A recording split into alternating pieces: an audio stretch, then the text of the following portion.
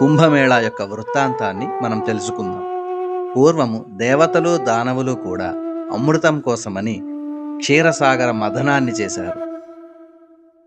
మందర పర్వతాన్ని కవ్వంగా చేసి సాక్షాత్ విష్ణుమూర్తి కూర్మావతారం ఎత్తి ఆ మందర పర్వతాన్ని మోస్తూ ఉండగా క్షీరసాగర మథనం చేయడం కోసమని వాసుకిని తాడుగా వాడారు.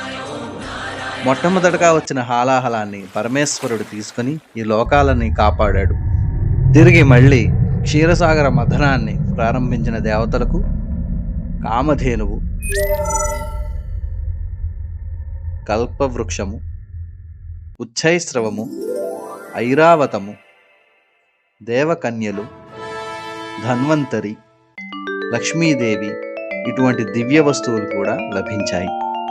ఆఖరుగా వచ్చిన అమృతాన్ని చూసి దేవతలందరూ ఎంతో ఆనందించారు. దుష్టులైన దానవులకు అమృత భాండం దక్కకూడదని ఇంద్రుని కొడుకు జయంతుడు అమృత భాండాన్ని పట్టుకుని పరిగెత్తాడు. అతనిని రాక్షసులు వెంబడించసాగారు.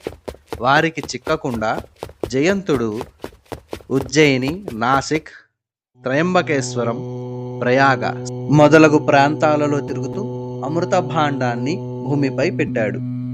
అమృత భాండాన్ని పెట్టిన చోట అమృతపు బిందువులు పడ్డాయి.